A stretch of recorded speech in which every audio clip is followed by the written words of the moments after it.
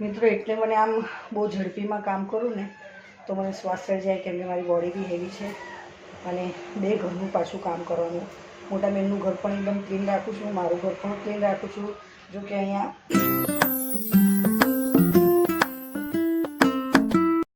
જય શ્રી કૃષ્ણ, રાધે રાધે, જય દ્વારકાધીશ, હર હર મહાદેવ.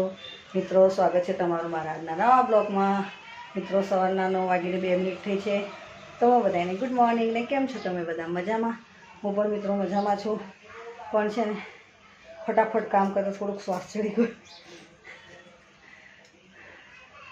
સ્પીડમાં કામ કર્યું ને પંખો ચાલુ કર્યું, બહુ ઝડપીમાં કામ કર્યું. કેમ ખબર છે? શું કહ્યું તમને? મિત્રો ચેનલ પર ના હોય તો સબસ્ક્રાઈબ કરજો, વિડીયો સારો લાગે તો લાઈક શેર કોમેન્ટ કરજો.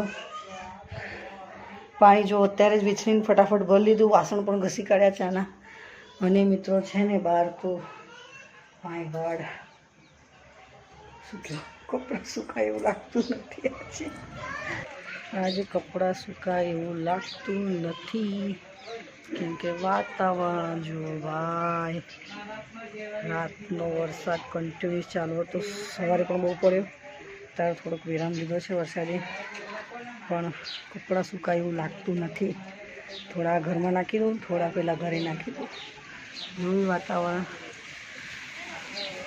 આજનું વાતાવરણ તો ભયાનક છે, ભયાનક. મિત્રો એટલે મને આમ બહુ ઝડપીમાં કામ કરું ને તો મને શ્વાસ ચડી જાય, કેમ કે મારી બોડી બી હેવી છે અને બે ઘરનું પાછું કામ કરવાનું. મોટા બહેનનું ઘર પણ એકદમ ક્લીન રાખું છું, મારું ઘર પણ ક્લીન રાખું છું. જો કે અહીંયા સાફ સુથરું રાખું છું, જમવાનું બને છે, ઓલવેઝ બધું ચોખ્ખું હોવું જોઈએ. એટલે મિત્રો સોરી મિત્રો, એટલે મારે બહુ ધ્યાન રાખવું. અને વાદળા ગાજે છે ભાઈ,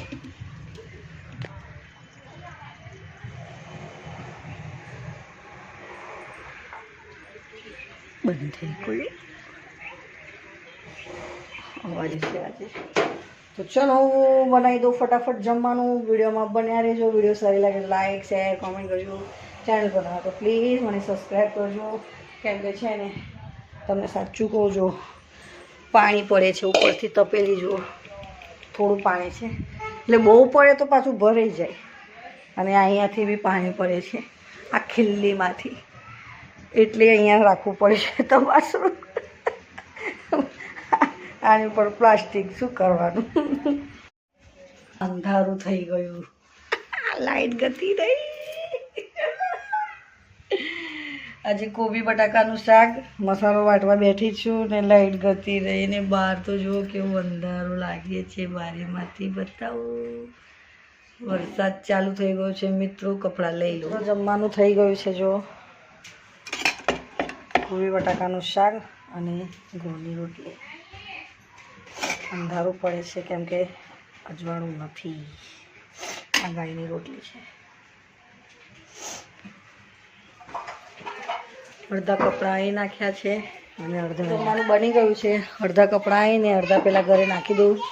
અને વરસાદ તો થોડો થોડો ચાલુ જ છે, તો બધી થોડી પલળી ગઈ. તો ચાલો મિત્રો, વિડીયોને કરું છું અહીંયા આવીને. ચેનલ પર ના હોય તો સબસ્ક્રાઈબ કરજો. વિડીયો કેવી લાગે જરૂરથી લાઈક શેર કોમેન્ટ કરજો.